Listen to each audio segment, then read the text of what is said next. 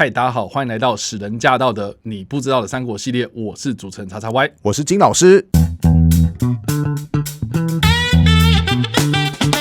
好的，我们这一集要来聊聊的是《三国》这个电视剧的第8集，有关于王允他献连环计的故事。那这个故事呢，在小说当中呢，非常非常的有名啊。我每次读到这一段的时候，我就会有一个疑问，就是什么是连环计？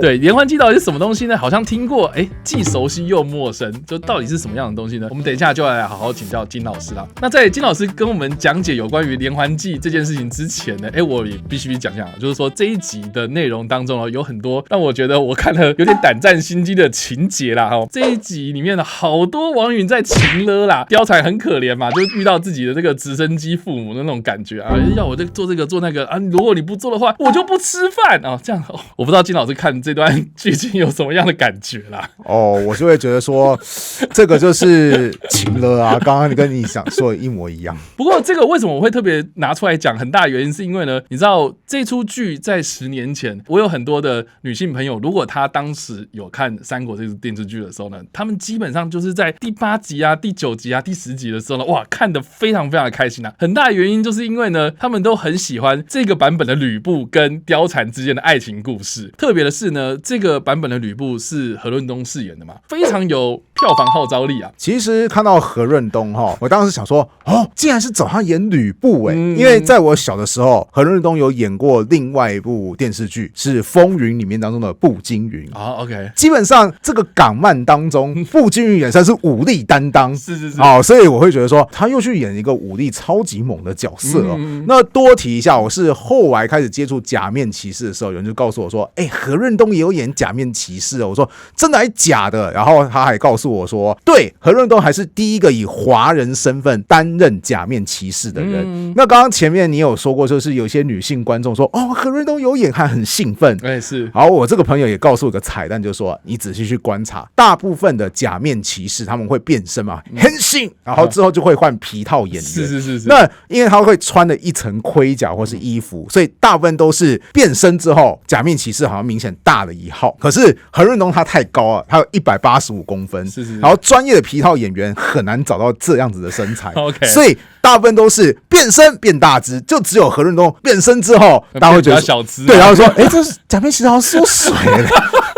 对啊，所以算是有这样子的趣谈。总之，在各式各样的形象当中，何润东都是一个非常生猛而且非常英俊潇洒的一个角色。不过你刚刚说皮套撑起那个服装，我自己是觉得他在电视剧里面撑起那个盔甲，真的还蛮帅的是，所以也不得不提啦，就是说这一个版本的吕布在网络上，我看到还蛮多是正面评价的。不过说回来，王允这个人王允在这一出电视剧当中前半段还蛮多戏份到了第8集的时候呢，哇，他受尽了董卓的屈辱甚至还喝了那个假冒是酒的那个血水嘛，那看起来真的是非常非常的难过到了这一集的中段内容，就是进入到我们刚刚所提到的情勒的部分那就还蛮好奇的。那王允在历史上到底是什么样一个人物？他到底是什么样的来历？连环计到底是什么东西？我们请金老师帮我们好好解说一下咯。好，那我们现在解说连环计的部分。基本上连环计有2种，第一种是指说好多个计谋施展在一起，一环扣着一环，所以叫做连环计。像在《三国演义》当中有一个很著名的连环计的桥段，就是在赤壁之战的时候，当时曹操嘛要去攻打东吴，曹操就需要有很强大的水军。曹操当时就从荆州这边接受了2位降将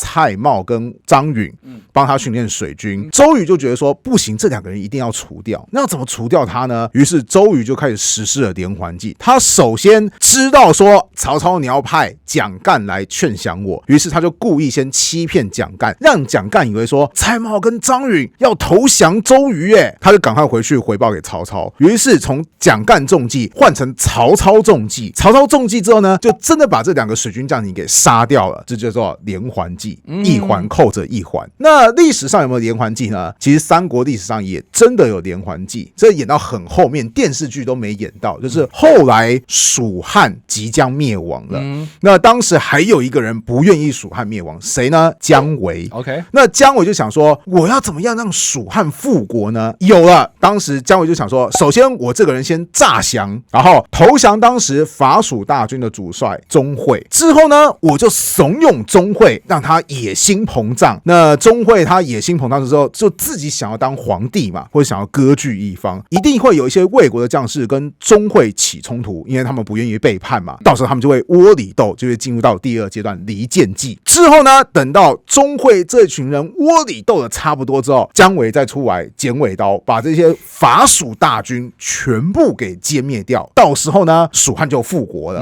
我愿称之为反杀。所以你看，诈降、离间、反杀，一环扣着一环，这叫连环计。那第二种连环计是什么呢？这就比较简单，物理上的连环，就是船只嘛，用铁环把它们锁在一起，叫做连环计。就是赤壁之战嘛。对，小说当中最著名的就是赤壁之战，就是曹操觉得说，船都在晃怎么办？把船锁在一起，这样子的话就会比较平稳了。这是小说版本的连环计。历史上有没有这样子出现过呢？有，比如说在南宋的末年，当时南宋已经被蒙古人的元朝消灭的差不多了。那南宋最后的一批军队就在崖山这个地方跟元朝军队展开海战。那其实元朝船只后来建造是比宋朝大很多很多的。宋朝为了抵抗，就把小船给连环起来。这就是我刚刚讲的，历史上也有真的出现这个连环计。当然啦，多讲一句话，当时元朝的将领就想说，这个人是不知道三国吗？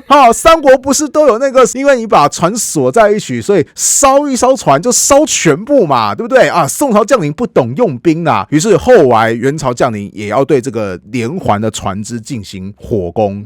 结果宋朝的部队完全没有事情，因为宋朝部队也知道说，对，我们连在一起就很容易一起着火嘛，所以为了防火，当时宋朝就在船只上面涂上大量的烂泥，所以当那火烧了之后怎么样啊？就没了嘛。对啊，因为他遇到的烂泥那个水分根本就烧不起来，是所以后来元朝的攻击就宣告失败。这就是我讲的历史上出现的真实的连环计。那叉叉 Y 觉得王允的连环计是两种当中的哪一种呢？一定是前者嘛。对啊，就是多个计谋凑在一起，最后一口气向敌手施展出来嘛。那历史上的王允有这么的精打细算吗？对啊，他到底是真的有这样子吗？我先告诉你，我讲完历史的王允之后，你一定会觉得说，哇塞，跟电视剧跟小说差超级大。我们在电视剧看到王允是什么样的形象？这一个老到快进棺材的一个老人。对啊，对啊，一开始就是这个戏剧开始说，这是我的60大寿，没有，这是我的忌日啊，就显得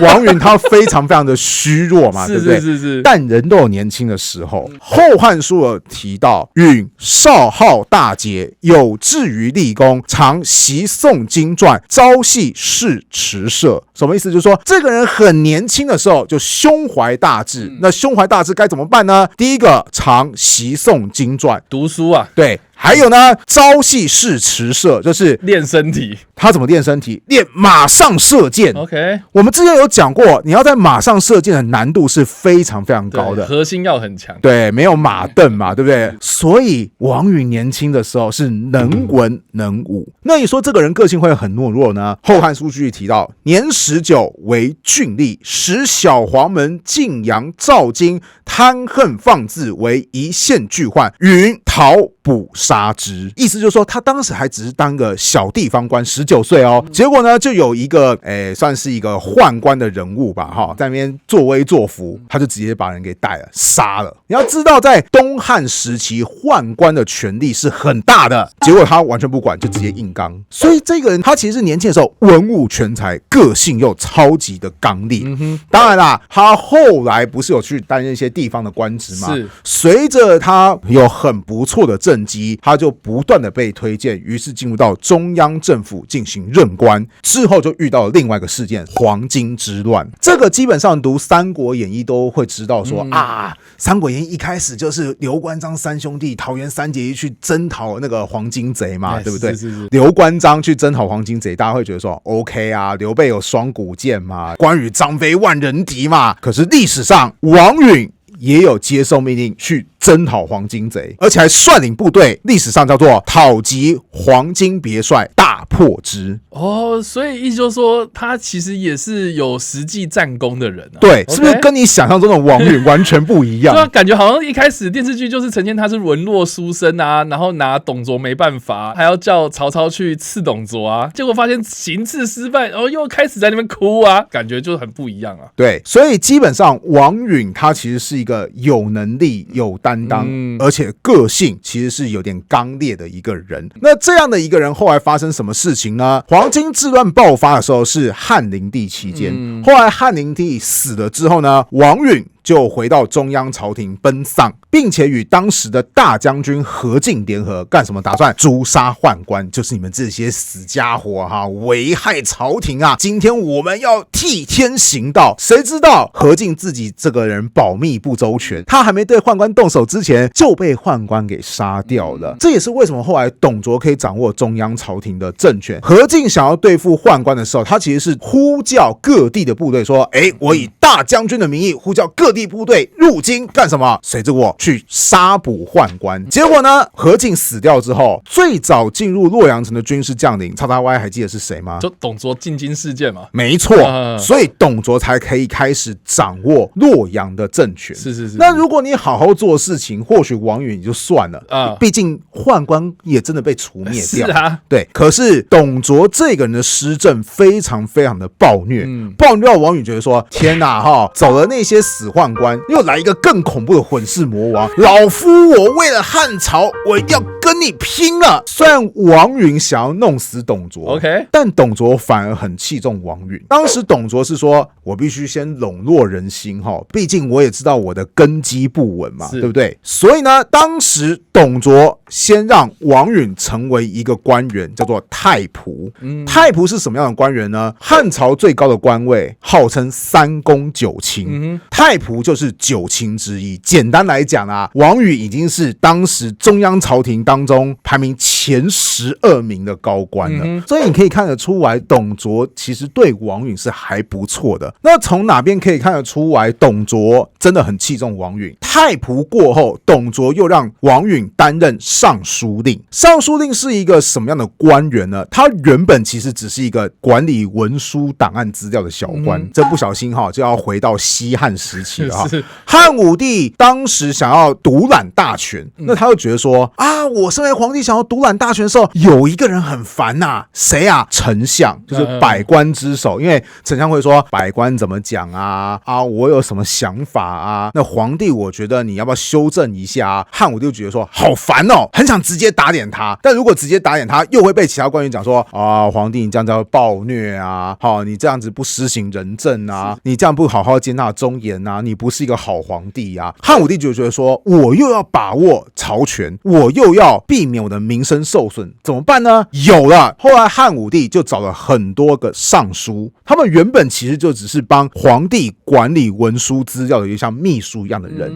那接下来汉武帝怎么样？就把这些秘书找过来，就说来，我们就来商量事情，然后你就帮我写。等到丞相来找我商量的时候，汉武帝就会把已经商讨完的一些方案丢给丞相说：你看我已经想好这几个方案了，你选哪一个？然后丞相就说：既然你已经有方案的话，直接打点皇帝好像不是一件好事情好吧，那就你皇帝有的那几个方案，我们来商量看看好了。有没有发现他们就把丞相本来可以过问的很多政治大事收归皇帝所有了？这样听起来就有点像是总统府里面有秘书长，对，然后丞相的话就有点像是行政院长啊，没错，行政院长跟总统之间的关系，中间会有一个秘书长去做中央的协调，是，而这个秘书长就是我们刚刚讲的尚书令。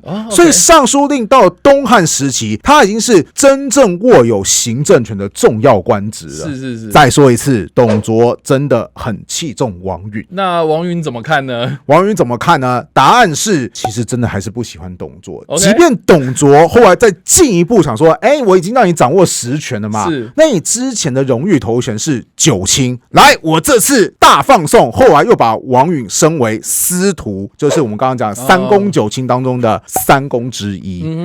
这已经是前3名哦，所以我们才会看到什么司徒王允嘛，对不对？但我们可以从历史的一些蛛丝马迹可以看得出来，王允跟董卓真的不是同一伙人。为什么？因为后来董卓遇到关东联军的围攻，尤其是那个孙坚一路杀奔，距离到洛阳只剩90里了。还记得董卓怎么反应的吗？迁都，没错，他就迁都前往长安。是，而且在迁都之前，他还怎么样？把一些过往皇帝的陵寝全部给挖出来，因为皇帝陵寝一定会有什么金银财宝吗？没错 ，OK， 这样可以充实我西凉军的物资啊，对不对？还有离开之前放一把火烧掉洛阳，这也是为了就是说不要让那些关东联军进入到洛阳之后立刻就可以发起攻击，因为洛阳都被烧烂，都被抢掠一空了嘛，那你关东联军一定没办法那么快发起攻势。王允当然就很心痛，皇帝的陵寝是皇室的象征，你既然敢挖它，还有洛阳是长时间以来的首都，有很多重要的资料都在这边，哇塞，你说烧就烧哦。所以王允怎么办呢？他只好收拾一些藏书还有秘籍，保存一部分的文书资料。那也没办法，毕竟皇帝在董卓身上，就跟着董卓一起逃到长安。但是你从董卓烧洛阳，而王允想要保护资料，你就可以察觉到这2个人理念是不一样的。这就可以回到我们戏剧当中，为什么第1集王允就想要弄死董卓？那这样全部讲完，查拉歪，你觉得历史上的王允跟你看戏剧中的王允有什么样的差别吗？跟你一开始讲的一样嘛，就是人都有年轻的时候嘛，是，所以电视剧它是从他老年的时候开始讲，那当然就会让王允这个人的角色有一点点好像比较软一点点啊。是，那你说史实上面这样听下来，王允感觉就是有很多想要做的事情嘛，然后确实在年轻的时候也做了很多。那我就觉得到了老年的时候呢，董卓势力这么庞大，然后他都已经好像脚都已经踏入那个棺材一半了嘛，所以好像有很多事情就是心有余而力不足啊。或者也可以换那个想法，就是如果真的都已经脚踏入棺材一半，可能有些人会讲说怎么样啊，我就干嘛要反抗？我就烂，对啊，董卓这么器重我，我干嘛不就好好跟董卓合作？你继续掌握你的曹权啊，我也掌握曹权啊，我是你底下的尚书令啊，我有没有荣誉头衔？我3公之一耶。王允本来可以选择跟董卓一起合作，可是他却想的是要推翻董卓。某方面来看，王允或许还是跟年轻的时候一样，个性很刚烈，但是已经不像年轻的时候，就是想做什么就做什么，就是稍微收敛一点，因为年轻的时候可能就很冲嘛。对。可是，在老年的时候，他可能会想的东西比较多一点，所以思虑会比较稠密一些。没错。那我到这边就很想问一件事情，就是说，那真的历史上有所谓的连环计，就这样子貂蝉啊，你去跟吕布两相好啊，你跟董卓啊，稍微就是让他们2个父子啊，稍微离间这样子，那真的有这样发生吗？先跟你说，戏剧是戏剧。历史是历史，我就知道。好，那详情的话，我们下一集就可以来好好来分析一下了哈。好了，所以以上的这个就是我们第8集的内容了。我们介绍了有关于王允还有连环计的故事。那不知道大家在听完这个故事之后有什么样的想法？欢迎在留言区留言，我们来跟你做互动跟讨论哦。如果你喜欢我们这个频道跟我们的节目内容的话，也不要忘了按赞、追踪、开启小铃铛，才不会错过我们任何的更新哦。你不知道的三国，我们下次再见，大家拜拜，拜拜。